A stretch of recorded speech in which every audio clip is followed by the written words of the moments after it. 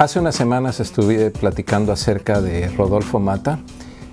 Rodolfo Mata es un poeta, es un académico, trabaja en la Universidad Nacional Autónoma de México y también es traductor. Es un traductor que alcanzó gran notoriedad cuando empezó a traducir el trabajo de Rubén Fonseca y bueno, que ha establecido lazos importantes entre la literatura brasileña y la literatura mexicana.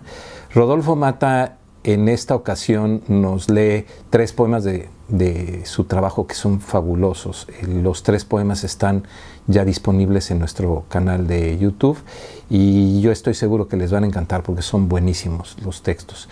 Publicaremos posteriormente un libro de Rodolfo que será, bueno, un honor tenerlo dentro de la colección. También, bueno, tenemos ahora la lectura de la poeta puertorriqueña Zaira Pacheco. Zaira Pacheco nació en San Juan, en Puerto Rico, y estudió un doctorado en la Universidad de Barcelona. Su primer libro, Ciutat, es un libro que ya de allí reflejaba la claridad y la inteligencia de esta escritora, y nos lee también dentro del canal de YouTube. Para mí ha sido todo un hallazgo, porque aparte me encanta que ya lo verán en el video, pero es de este tipo de poetas que dice sus poemas sin necesidad de leerlos, y yo siempre eso lo he apreciado muchísimo. Yo tengo tan mala memoria que, bueno, me cuesta mucho trabajo memorizar poemas. Si se acuerdan de la lectura de hace unas semanas con Ernesto García Nava, Ernesto siempre también tuvo esa claridad y esa memoria para poder decir una gran cantidad de poemas de memoria. Yo me acordaba, hace algún tiempo estuve trabajando para la revista Expansión.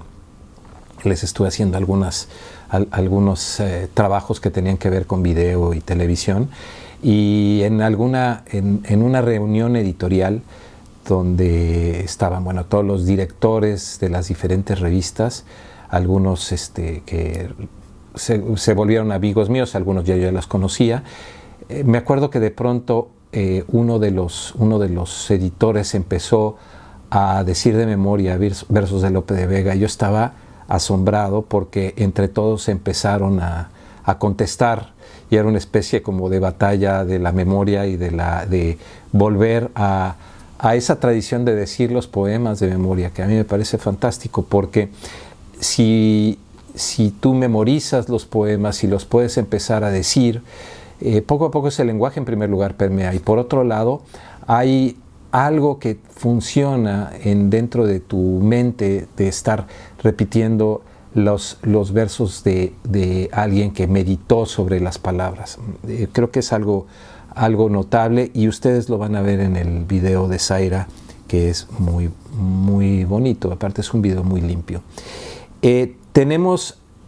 Anunciamos la semana pasada la entrevista con Chiara y Nicola Mora, Chiara Bernardini y Nicola Mora de Kik.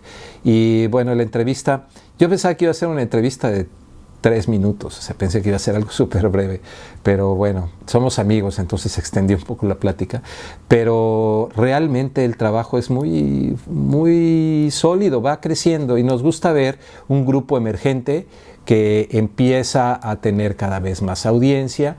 Nos hablan de su último sencillo que está grabado por un sello discográfico que está en Berlín, en Londres y en Italia.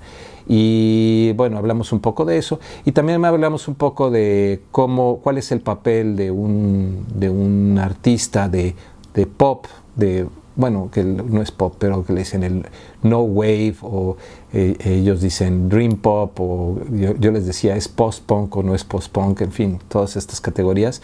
Pero en estos géneros que son muy populares y que llegan a un público muy amplio, ¿cuál es el papel en cuanto a la conciencia que se puede despertar en una canción respecto a las letras? La conciencia social y la conciencia política que pueden despertar las canciones. Es algo que ya se ha hecho muchísimo, pero que me pareció algo del cual podríamos conversar a partir del último sencillo de Kik. También estamos contentos de que los fotógrafos que han estado participando con nosotros en la tienda de ICE, en la tienda de fotografía, pues siguen produciendo un montón. En el caso de Fernando Montiel, pues siempre es una delicia, es una sorpresa ver su trabajo. Su serie futurista sobre una nueva manera de ver el mundo y de concebir las ciudades y los espacios, pues han seguido, las fotografías siguen dando vueltas alrededor del mundo. Ahorita tiene una exposición en Chile, en una muestra colectiva que se llama Sur al Sur, Editorialidad Latinoamericana, y bueno, ella es parte de un grupo de artistas que está exponiendo en esta muestra, y también está en Photofairs 2021 en Shanghai. La curadora Yining He, una curadora china, seleccionó el trabajo de Fernando porque de lo que habla esta muestra que la curadora preparó es acerca de cómo estamos viendo y cómo estamos inventando el futuro, y el trabajo de Fernando es ideal para eso. El trabajo de Fernando Montiel, al igual que el trabajo de su hermano Gerardo Montiel, son para mí de las piezas fundamentales de la fotografía contemporánea mexicana. Son muy diferentes, tienen puntos en común, pero el trabajo de los dos no es un trabajo que uno siga al otro, sino que son bastante distintos y bastante sólidos y fuertes en sí mismos, ¿no? Entonces, bueno, de nuevo, si no han visitado la tienda de ICE, les recomendamos muchísimo que lo vean. Aquí está la dirección, aquí está en el video, y vean las fotografías. También recibimos noticias de Silvana Agostoni, también fotógrafa, artista que está dentro de la tienda de ICE y tiene, bueno, un número de exposiciones. Ella está con la Galería L86 en Ensenada, Baja California. Ella inaugura el viernes 27 de agosto, o sea, en unos cuantos días inaugurará en Ensenada esta exposición que se llama Con estas nubes. También va a estar en la semana del diseño en San Diego, San Diego Design Week. Estará del 8 al 12 de septiembre, y en Unveils en la Galería 13 en Minneapolis en octubre de 2021. En fin, los artistas que han estado trabajando con nosotros siguen muy activos. Hemos estado viendo continuamente anuncios de artistas que están trabajando en diferentes ámbitos, en el teatro, en el performance. Y bueno, también me da mucho gusto anunciar que esta semana estamos saliendo con el primer episodio de nuestro podcast, el podcast de ICE, donde hablamos con el artista Ulises Mora. Ulises fue uno de los integrantes de un grupo de performance que es icónico en México, que se llamó 19 Concreto. Este grupo de 19 Concreto, en donde estaba también Roberto de la Torre, Lorena Orozco, en fin, un grupo de artistas, Víctor Martínez. Ellos trabajaron en darle al performance un lugar dentro del arte contemporáneo mexicano. Y bueno, Ulises ha seguido con su práctica. Ulises es además ilustrador, ha hecho ilustraciones y storyboards. Eso, digamos que de eso se ganó durante algún tiempo la vida haciendo ilustraciones para storyboards, pero a través de los storyboards ha hecho también trabajos de arte muy interesantes. Y bueno, tiene su trabajo como trabajo haciendo performance. La entrevista es muy bonita. Últimamente ha estado trabajando con arqueólogos y su trabajo es fascinante.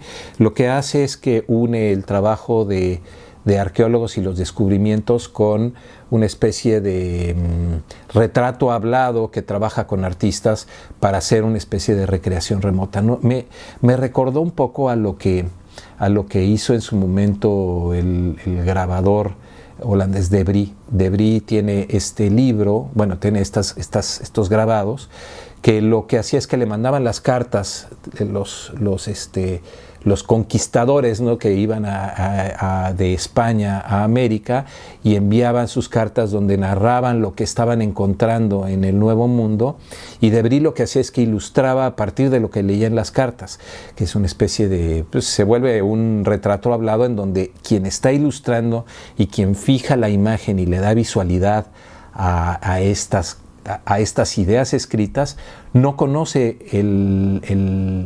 la referencia real, o sea, no conoce nunca vio de lo que está ilustrando, y eso hace que el trabajo de Bry sea tan fascinante.